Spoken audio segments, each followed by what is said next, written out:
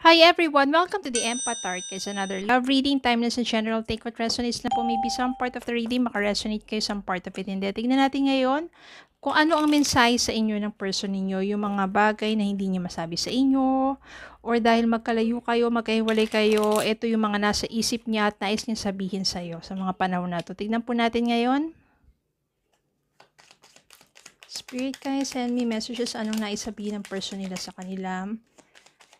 Thoughts and messages, feelings, current thoughts.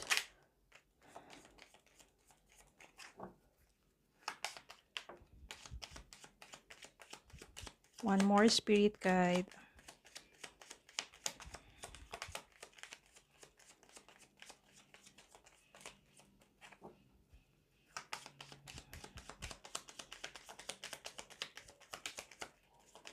Okay. I hid who I really am from you. Ano ba bakit niya tinago ang kanyang sarili sa iyo? Ang kanyang tunay na sarili sa iyo. I left you before you could leave me. Dahil tinago niya ang kanyang tunay na pagkatao sa iyo, ngayon, bago mo po siya iwanan, malaman kung sino yung talagang tunay na siya, iniwanan ka na niya. I want to feel that way again. Siguro ito yung mga magaganda ninyong mga memories and feelings. Yan. I love you unconditionally. Pero love ka ng person na to. Hindi niya lang ipahayag. Hindi niya lang talaga ma-reveal. Yung I hid who I really am from you, siguro ito pa yung iba niyang mga tinatago-tago sa kanyang pagkatao. Pero, pinahal ka ng taong to. Kaya bago ka masakta ng husto at ikaw na yung mang-iwan sa kanya, inunahan ka na niya. Lumayo na siya sa'yo. Pero gusto niya maramdaman ulit yung mga feelings of being in love or yung great feelings when this person is with you during that time. Tignan natin ano pa ba mga nasa energy ng person na to. Ano ang kanyang current thoughts and feelings. Ano pa ang kanyang energy sa mga panahon na to. Ano ang mga nais niyang sabihin sa'yo.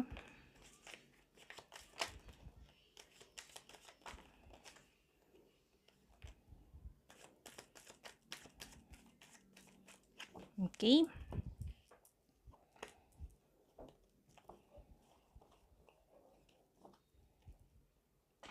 Eight of Swords. The Star. Five of Pentacles. Ace of Pentacles. Tama. Ace of Pentacles. Knight of Swords. Knight of Pentacles. Emperor. Page of Wands. Kuha pa tayong isa. Bottom of the deck. Page of Cups.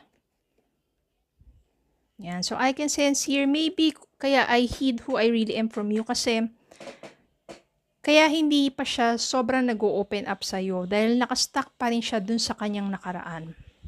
Ano ba yung kanyang nakaraan? Siguro yung mga pinagdaanan niya sa buhay, pinanggalingan niya, na pamilya, o yung iba pang mga naging karanasan niya na kung saan hindi mawala-wala sa isipan niya yun na feeling niya ganun lang siya. Feeling niya siguro, kung may nagawa siyang kasalanan before sa buhay niya, feeling niya ganun lang siya. Pero maaring I can sense here na simula nang makilala ka niya, nagbago siya, mas naging mabuti siya. Ayaw niya lang malaman mo, maybe, yung mga nakaraan niyang buhay. Kaya I hid who I really am from you. Siguro ito nakagawa to ng kasalanan, matinding kasalanan, or sabihin natin pagkakamali sa kanyang mga nakaraan. At dun pa rin siya nakastuck na parang hindi pa rin niya mapatawad ng sarili niya. Pero na nakilala ka niya, I want to feel that way again, mas naging mabuti siyang tao. Kaso lang, bago pa ma-reveal sa'yo yung mga nakaraan, or yung kung ano man yung pagkatao niya, iniwan ka na lang niya. Pero, minahal ka ng taong to. I can sense that hanggang ngayon, Mahal ka pa rin ng taong to, palagi ka pa rin niya nasa isip, ikaw pa rin yung nais niyang makasama at makita, ikaw pa rin yung nais niyang puntahan at sabihin natin yung gusto niyang talagang maging karelasyon na pangmatagalan. The stars here is leading you and this person sa tamang pagkakataon.